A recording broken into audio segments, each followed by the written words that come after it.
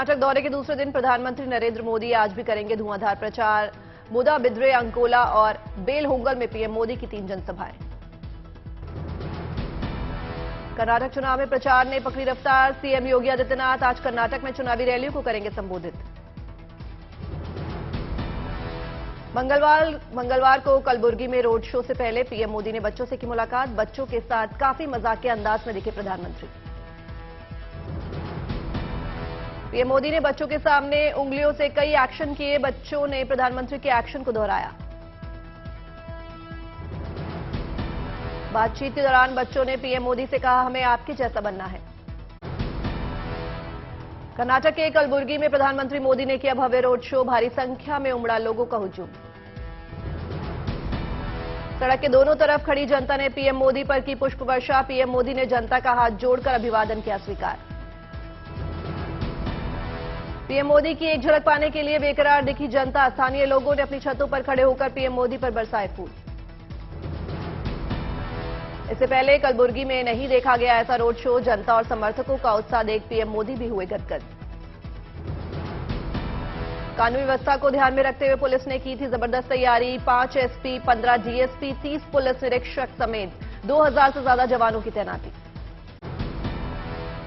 कर्नाटक के चित्रदुर्ग में पीएम मोदी ने की जनसभा। कार्यकर्ताओं ने किया जोरदार स्वागत। पीएम की रैली में उमड़ा जन सैलाब। ढोल बजाते नजर आए प्रधानमंत्री नरेंद्र मोदी। पीएम ने जनसभा को किया संबोधित। कहा, कर्नाटक की जनता को कांग्रेस और जेडीएस दोनों से सावधान रहना है।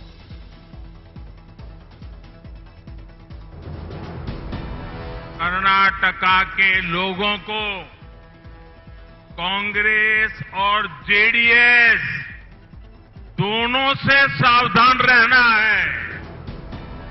पीएम मोदी का दावा, कर्नाटक में फिर बन रही है बीजेपी की सरकार। कहा, कर्नाटक को देश का ग्रोथ इंजन बनाना है। कर्नाटक चुनाव को लेकर पीएम मोदी की ताबड़तोड़ रैलियां। सिंधानूर में बोले पीएम मोदी ने कांग्रेस को घेरा। कहा, कांग्रेस ने खुद अपनी पहचान 85% कमीशन खाने वाली सरकार की बनाई। सूडान से भारतीयों को सकुशल वापसी पर हो रही राजनीति पर बोले पीएम मोदी। कहा, जब भी देश में कोई संकट आया, कांग्रेस और जेडीएस ने उस संकट पर राजनीति की, लोगों को भड़काया। कांग्रेस के मैनिफेस्टो पर पीएम मोदी का तंज। कहा, यहां हनुमान जी को नमन करने आया हूं। उसी समय कांग्रेस ने बजरंगबली को ताले में बंद करने का निर्णय लिया। पहले श्रीराम, अब हनुमान।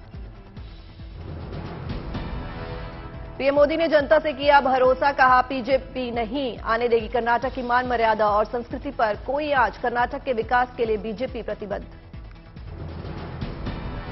पीएम मोदी ने कांग्रेस को घेरा। कहा, यह देश का दुर्भाग्य है कि कांग्रेस को प्रभु श्री राम से तकलीफ होती है। अब बजरंगबली बोलने वालों से भी तकलीफ हो रही है।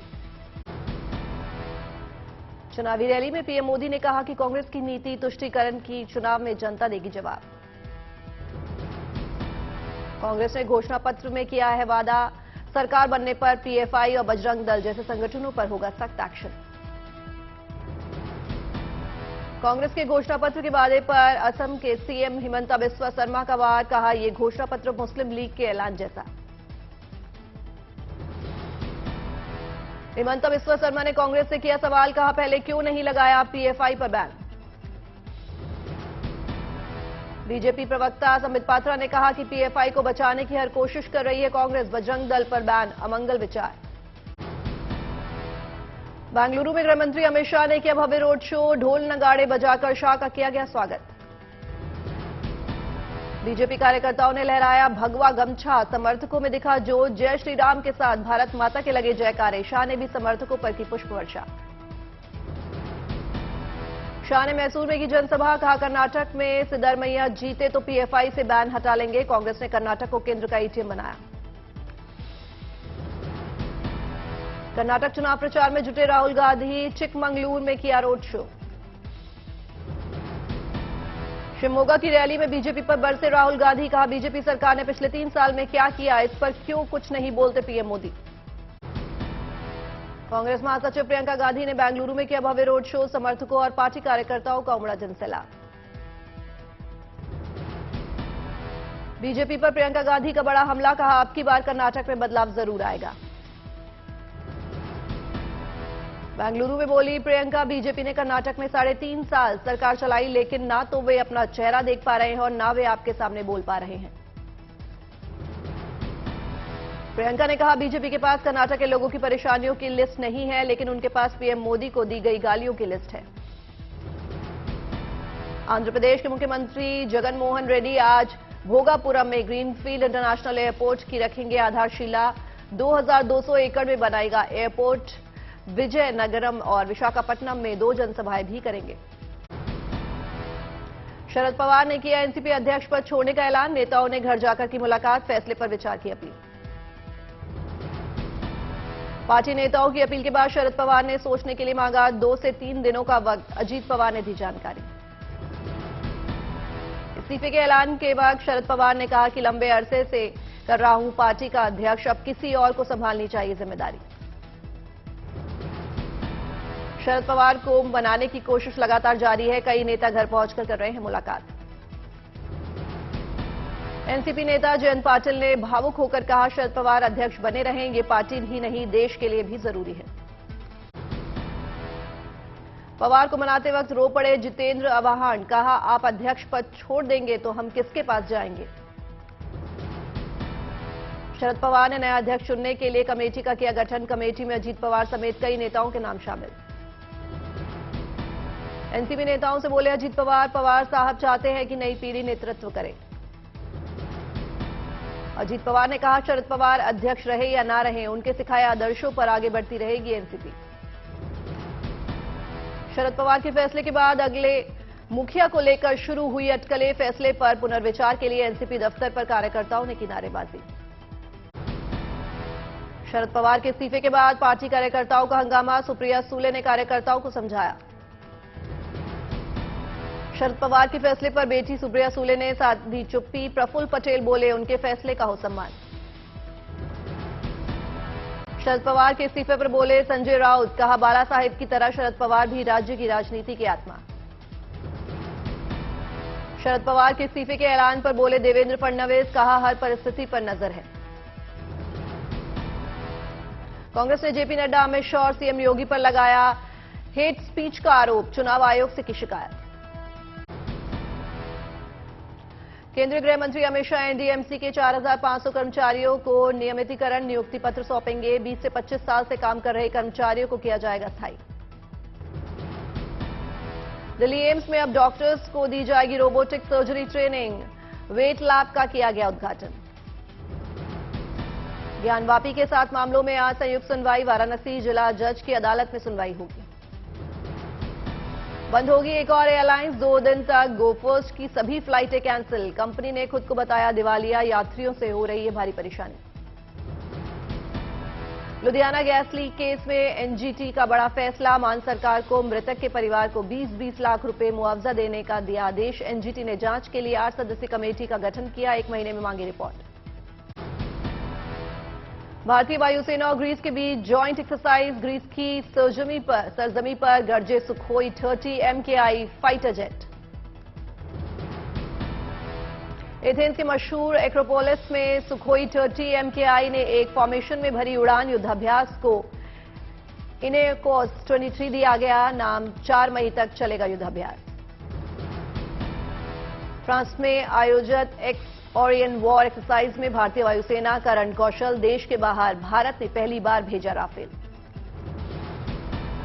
राफेल उड़ाने वाली flight lieutenant Shivangi Singh exercise Orion का बनी हिस्सा। राफेल से पहले शिवांगी उड़ा चुकी हैं MiG-21 bison.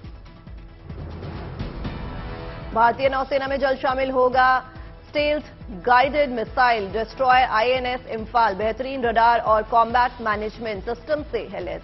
Diesel electrical engine से चलने वाला युद्धपोत का समुद्री ट्रायल शुरू। ऑपरेशन कावेरी के तहत सूडान से विशेष विमान से 328 भारतीयों को दिल्ली लाया गया। स्वदेश लौटने पर लोगों के चेहरे पर छाई खुशी। सूडान से बचाए गए करीब 150 भारतीय अहमदाबाद हवाई अड्डे पहुंचे। ढोल नगाड़ों से हुआ भव्य स्वागत। परिजन हुए भावुक। बस से सभी को राजकोट लाया गया। मदुरई में 10वें दिन भी चिथिरई उत्सव की रही धूम। 20 से ज्यादा ट्रांसजेंडर चिथिरई फेस्टिवल में हुए शामिल। दिखा आस्था का सैलाब। मां मीनाक्षी और भगवान सुंदरेश्वर का विवाह देखने दूर दूर से आते हैं श्रद्धालु। 15 दिनों तक चिथरई उत्सव की रहेगी रौनक।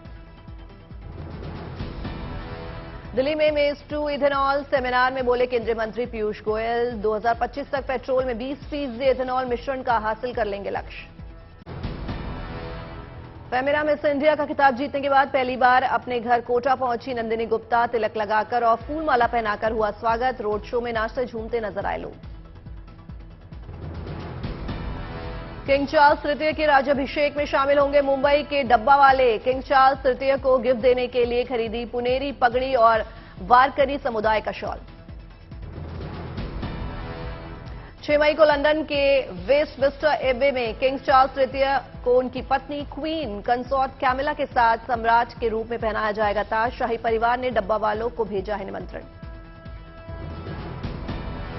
सीएम शिवराज सिंह चौहान भोपाल में लाडली लक्ष्मी उत्सव में हुए शामिल। बेटियों के पैदा होते ही 1 लाख रुपए देने की कही बात। बोले बेटियों को बोझ नहीं वरदान बनाना है। Bar council of Maharashtra and Goa ने मुंबई में ई फिलिंग और फैसिलिटी सेंटर का किया उद्घाटन। CM Eknath Shinde, deputy CM Devendra Fadnavis और केंद्रीय कानून मंत्री किरेन रिजिजू हुए शामिल। रायपुर का फिजिकल रेफरल रिहैबिलिटेशन सेंटर दिव्यांगों के लिए वरदान साबित हो रहा है। अब तक 3000 से ज्यादा दिव्यांगों को निःशुल्क कृत्रिम पैर लगाए जा चुके हैं। जेएनयू कैंपस में फिल्म द केरल स्टोरी की हुई स्क्रीनिंग। निर्देशक सुदीप्तो सेन, निर्माता विपुल अमृतलाल शाह और अभिनेत्री अदा शर्मा ने छात्रों के साथ देखी फिल्म। द केरल स्टोरी की स्क्रीनिंग के दौरान खचाखच भरा रहा ऑडिटोरियम। लगे हर हर महादेव के नारे। बोली एक्ट्रेस अदा शर्मा, लड़कियों की आप बीती और 7 साल के रिसर्च पर बनी फिल्म। पुंछ में मुगल रोड पर लैंडस्लाइड की भयावह तस्वीर आई सामने। मुगल रोड पर जमी बर्फ को हटाने का काम जारी। केदारनाथ धाम यात्रा के दौरान ऑक्सीजन लेवल गिरने से बिगड़ी श्रद्धालुओं की तबीयत। स्ट्रेचर की मदद से ऑक्सीजन सिलेंडर के साथ एसडीआरएफ टीम ने उतारा नीचे। हेलीकॉप्टर की मदद से पहुंचाया अस्पताल। श्रीनगर में कश्मीर के एडीजीपी ने पुलिस और इंटेलिजेंस के अधिकारियों के साथ की बैठक। G20 बैठक की सुरक्षा व्यवस्था पर की चर्चा। यूजीसी ने केंद्रीय विश्वविद्यालयों में नियुक्तियों के लिए बनाया सीयू चयन पोर्टल। चयन प्रक्रिया में होगी आसानी। धनबाद में बीसीसीएल ने पेड़ों को बचाने के लिए चिपकू मूवमेंट की बड़ी संख्या में मुहिम से जुड़े ग्रामीण। तेलंगाना सीएम केसीआर ने सफाई कर्मचारियों की सैलरी में की 1000 रुपए की बढ़ोतरी। सफाई कर्मियों ने सीएम की फोटो को दूध से नहलाया। कूच बिहार में बीजेपी ने गृह राज्य मंत्री निशित प्रमाणक ने उठाया गरीब लड़कियों की शादी का खर्च। मंत्री ने निभाई शादी की रस्में। पाली में लगातार बारिश और ओले गिरने से लोग परेशान। शादी के टेंट में भरा पानी। सेविंग का भरोसेमंद और मुख्य जरिया मानने वाले फिक्स डिपॉजिट अब मुश्किल वक्त का साथी बन रही है। 10 साल में एफडी पर लोन का चलन टॉप पर पहुंचा। वर्ल्ड इकोनॉमिक फोरम ने एआई के इस्तेमाल से 5 साल में 2% नौकरियों में कमी आने की आशंका जताई। 2027 तक टेक्नोलॉजी और डिजिटलाइजेशन में 1.4 करोड़ नौकरियां खत्म होने का अनुमान।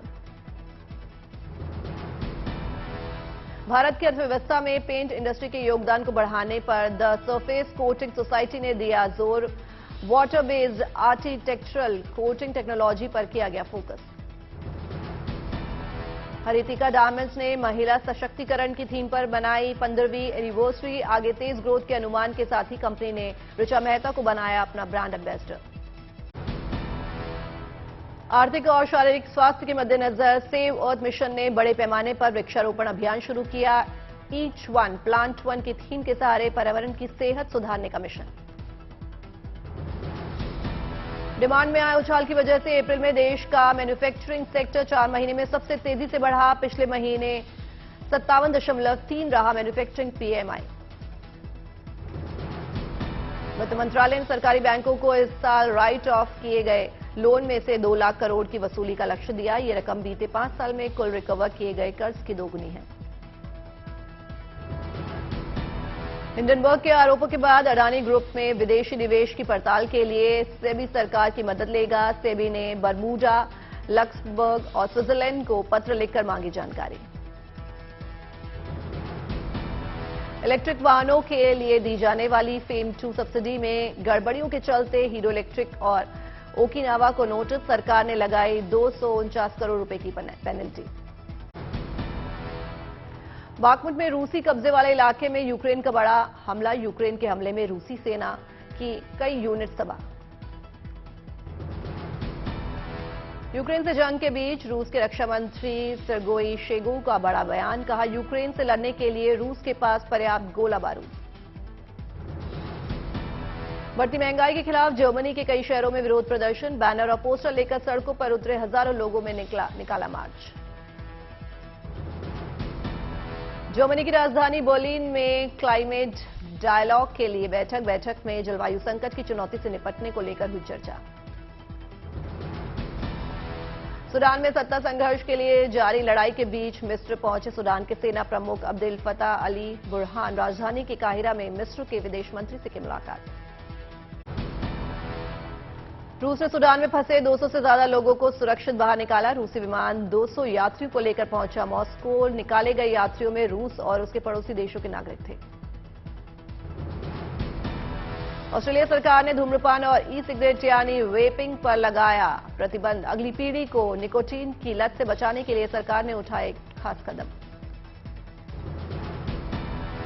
इस साल यूएस ओपन में खेल सकते हैं दुनिया के नंबर 1 टेनिस खिलाड़ी नोवाक जोकोविच, 2022 में कोविड टीका नहीं लगवाने की वजह से टूर्नामेंट से हो गए थे बाहर। फीफा ने यूरोप में महिला विश्व कप के प्रसारण को ब्लैकआउट करने की धमकी दी, स्क्रीनिंग के लिए की कम पैसे की पेशकश। अमेरिका के न्यूयॉर्क में इंटरनेशनल इवेंट मेट गाला 2023 का आगाज, रेड कार्पेट पर किम कार्दाशियान समेत कई हॉलीवुड सितारों ने बिखेरा जलवा।